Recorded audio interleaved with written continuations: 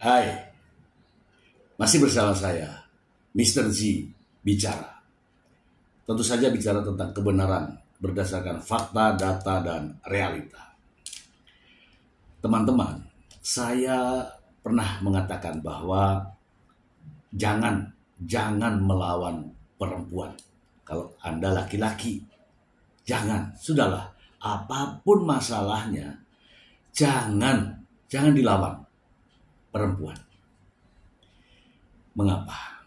Yang pertama, kalau menang juga, ya tidak ada gunanya.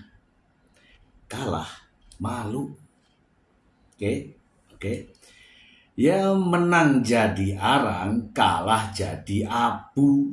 Itu satu. Yang kedua, teman-teman, di Indonesia ini ada yang namanya Komnas HAM perempuan. Ada juga yang namanya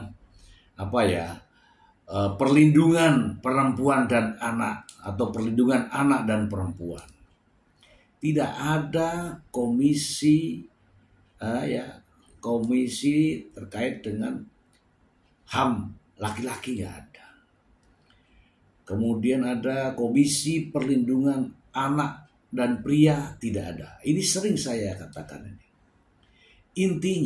Intinya sekuat apapun Anda, sekaya apapun Anda, jangan melawan perempuan. Sudah, titik. Yang kedua, walaupun Anda menang, untuk apa? Ya, untuk apa? Iya, karena memang perempuan Indonesia, perempuan kita ini, wanita-wanita ini memiliki kekuatan, yaitu perlindungan dari negara, perlindungan dari pemerintah. Untuk laki-laki tidak ada. Oke ya, sampai di sini ya. Nah, ini terkait apa? Terkait apa yang saya bilang ini, perseteruan antara Mbak Im dan Paula Verhoeven. Saya disampaikan ya, supaya nggak ada yang komen lagi di bawah. Saya kalau jadi Mbak Im, stop, sudah, kita akhiri. Ya sudah, mohon maaf Mbak Paula Verhoeven, kita akhiri sampai di sini. Sudah selesai.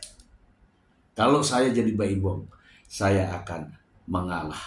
Saya tidak mau melawan dan saya akan diam. Setelah itu selesai damai, setelah itu baru nanti di belakang kita komunikasi dengan baik. Ya, karena saya tidak mau melawan perempuan, tidak mau melawan wanita. Karena undang-undangnya memang demikian. Ini ya, jadi tidak ada lagi komentar. Kalau Anda sebagai Mbak Im bagaimana? Sudah saya jawab ya. Saya tidak akan melakukan perlawanan. Sudah, silakan, apa yang maunya saya penuhi. Permintaan uang saya akan berikan. Kenapa? Uangnya ada. Iya kan? Permintaan anak, ya udah, anak ambil. Permintaan harta, silakan ambil. Laki-laki, kita cari lagi. Daripada begini, aduh. Oke, terkait berita ini teman-teman, saya ingin membacakan kepada Anda semua bahwa ternyata dari pihak Paula Verhoeven mengadukan hal ini ke Komnas Perempuan. Apa Mbak Im mau mengadukan juga ke Komnas Laki-laki? Gak ada. Kita ke sumbernya. Dari Vivaco ID, Komnas Perempuan sebut Paula Verhoeven alami trauma dari Mbak Im. Hari ini ya teman-teman ya, hari ini ya. Jakarta, Vivaco ID, masalah rumah tangga Paula Verhoeven dan Mbak Im satu persatu terungkap ke publik. Padahal keduanya sudah resmi bercerai pada tanggal 16 April 2025 lewat putusan dari Pengadilan Agama Jakarta Selatan. Sementara Mbak Im mengklaim alasan mereka cerai karena Paula Verhoeven selingkuh. Kini terungkap masalah baru soal dugaan tindak kekerasan dalam rumah tangga. Nanti kita bahas yang ini ya teman-teman ya. yang dilakukan oleh bapak dua anak itu. Paula Verhoeven langsung mengambil langkah tegas dengan mendatangi Komnas Nasional Anti Kekerasan Terhadap Perempuan, Komnas Perempuan. Ia mengadukan dugaan KDRT tersebut yang memberikan dampak buruk seperti trauma untuknya. Komisioner Komnas Perempuan mengungkapkan bahwa Paula Verhoeven tampak mengalami trauma akibat masalah rumah tangganya. Komnas Perempuan itu lebih ke korban. Bagaimana dia trauma psikis, kami akan lihat di situ dengan kejadian semua ini. Mestinya ada yang dirasakan oleh Ibu Paula itu, ada trauma. Kemudian terkait dengan putusan pengadilannya juga ada trauma yang diterimanya dari suaminya, kata Komisioner Komnas Perempuan Sundari saat ditemui di kawasan Menteng, Jakarta Pusat. Dugaan tindak kekerasan dalam rumah tangga itu berlangsung saat Paula Verhoeven masih berstatus istri Baim Wong. Memang sudah berlalu, bahkan bekas luka secara fisik mungkin sudah hilang. Tetapi Sundari meyakini adanya dampak secara psikis yang masih dirasakan oleh Paula Verhoeven. Walaupun itu sudah lalu, tapi kita tahu bahwa kalau fisik mungkin sudah hilang, misal lembabnya atau lain. Tetapi psikis itu biasanya masih melekat ketika tidak dirawat, diperbaiki atau diobati. Jelas Sundari. Dalam masalah ini, Komnas Perempuan akan mendampingi Paula Verhoeven mendapat penanganan yang tepat. Mulai dari memberikan rujukan hingga pelayanan yang sesuai seperti konsultasi dengan psikiater dan psikolog. Upaya ini dilakukan supaya Paula Verhoeven sembuh dari rasa traumanya. Kami akan dorong Ibu Paula untuk memberikan rujuk, pemberian pelayanan, maksud kami pelayanan seperti psikiater, psikolog, untuk akhirnya bisa mengurangi atau mudah-mudahan bisa menyelesaikan permasalahan psikologis seperti itu. Selain itu, laporan dugaan KDRT Paula Verhoeven juga membahas dugaan tindak diskriminatif yang dilakukan oleh juru bicara Pengadilan Agama Jakarta Selatan. Hal ini berkaitan dengan pernyataan soal perselingkuhan yang dilakukan oleh Paula Verhoeven yang dibahas dalam proses persidangan cerai beberapa waktu yang lalu. Oke ya teman-teman ya, kita bahas. Ini sensitif ya teman-teman ya. Baik teman-teman, ini kan saya sudah katakan bahwa jangan melawan perempuan, jangan menghadapi wanita dengan cara-cara emosional, jangan menjatuhkan, merendahkan harkat dan martabat kaum wanita. Kenapa? Karena di Indonesia ini ada yang namanya Komnas Perempuan. Tujuannya adalah melindungi hak asasi wanita, perempuan, ibu-ibu. Untuk Komnas laki-laki kagak ada teman-teman, kagak ada. Dah. Kenapa? Pada dasarnya laki-laki itu melindungi perempuan, bukan untuk dilindungi. Saya sudah katakan di depan, gak ada manfaatnya menang lawan perempuan, gak ada manfaatnya berhadap-hadapan dengan perempuan dalam masalah-masalah seperti ini. Kenapa? Yaitu tadi, menang jadi arang gak ada gunanya kan. Kalah jadi abu, sama aja. Sudahlah. Untuk Mas Baim Wong alias Muhammad Ibrahim, hentikan. Kau menang jadi arang, kalah jadi abu, titik. Oke teman-teman, terkait dengan KDRT benar atau tidak, saya kasih tahu dulu. KDRT itu ada satu, kekerasan dalam rumah tangga dalam bentuk fisik. Fisik itu ada luka, itu fisik. Kemudian kekerasan dalam rumah tangga dalam bentuk psikis itu dalam hati, perasaan, kenyamanan, psikis. Yang ketiga, kekerasan dalam bentuk seksual, ya kan? Tahu seksual? Ya itu. Dan yang keempat adalah penelantaran rumah tangga, gak dikasih uang, gak dikasih ini. dan sebagainya. Itulah yang dimaksud dengan kekerasan dalam rumah tangga. Teman-teman, kaitannya dengan KDRT tadi ya. Sebenarnya PKDRT, jadi pencegahan kekerasan dalam rumah tangga gitu ya. Kalau tadi kekerasan secara fisik, ya mungkin teman-teman sudah paham lah. Pokoknya ada luka, sudahlah masuk di situ. Yang penting ada luka, terlihat secara jelas dan mengakibatkan terjadinya rasa sakit ya. Tetapi berbeda dengan psikis. Psikis itu digertak, itu juga psikis. Dibiarkan, itu juga psikis. Kamu marah dengan mulutmu sehingga membuat ada ketakutan pada istri, itu juga psikis. Kamu diamkan, kamu barke bojomu, tidak kamu omongin, ya kamu cuekin lah, itu juga psikis. Kalau kekerasan seksual jelas bisa saja istri melaporkan ya.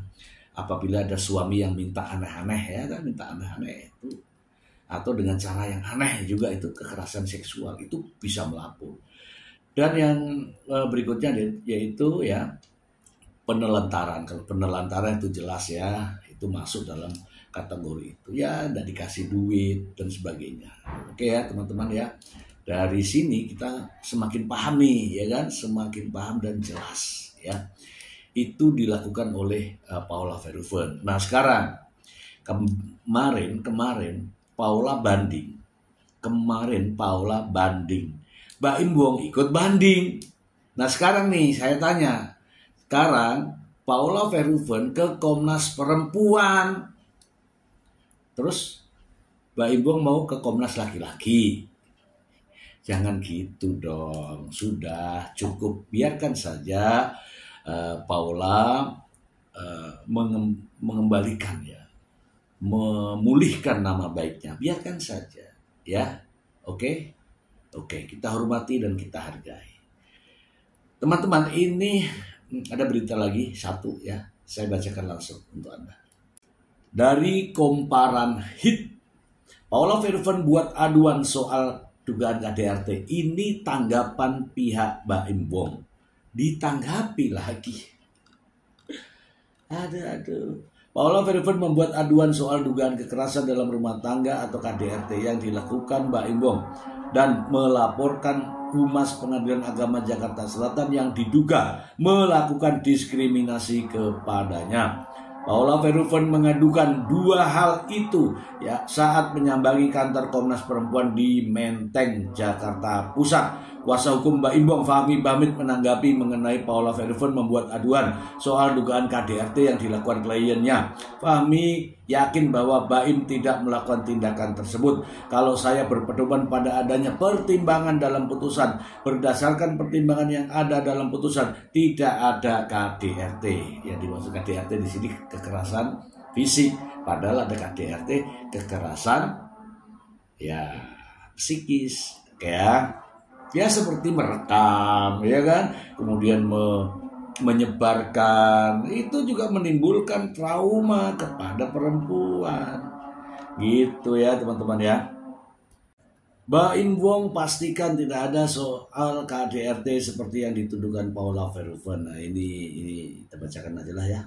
Untuk memastikan Mbak Im Wong tidak melakukan dugaan KDRT terhadap Paula Verhoeven, Fahmi mengecek kembali poin demi poin dalam putusan cerai mereka.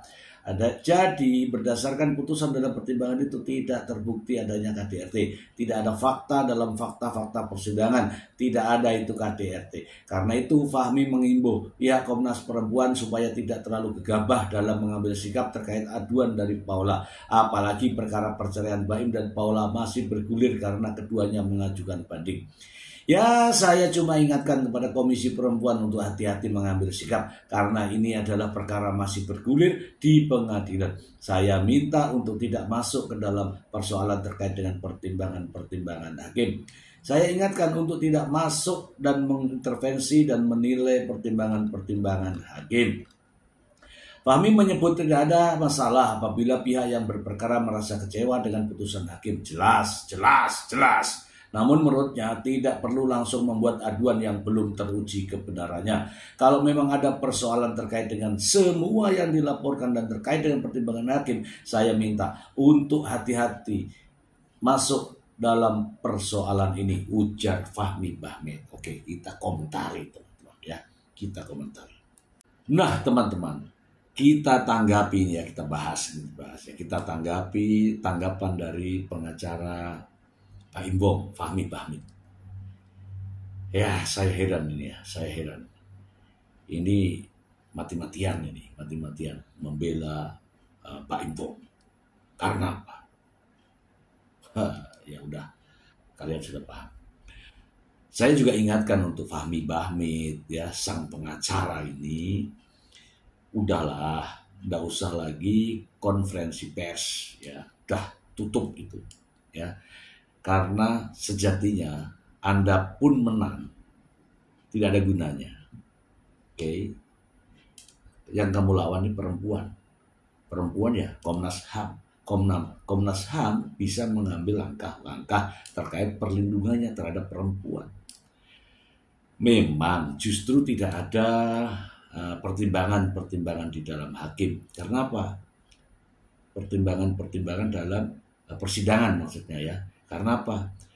Paula mungkin tidak menyampaikan itu karena masih menjaga. Nah, tadi di depan saya sudah sampaikan bahwa yang namanya kekerasan itu bukan saja kekerasan fisik, tapi ada namanya kekerasan psikis, ada juga kekerasan seksual dan penelantaran rumah tangga. Oke, sampai di sini.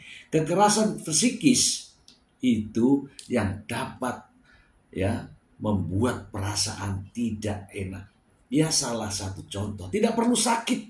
Salah satu contoh, mengungkit-ungkit masalah rumah tangga. Satu, merekam pembicaraan pribadi rumah tangga dan menyiarkan, sehingga menimbulkan rasa rendah diri, rasa cemas, rasa ya terlukai perasaannya. Itu juga dinamakan psikis. Jangan berpersepsi bahwa yang namanya kekerasan itu hanya secara fisik yang tidak ada lukanya. Ucapan-ucapan juga masuk kategori dengan kekerasan psikis.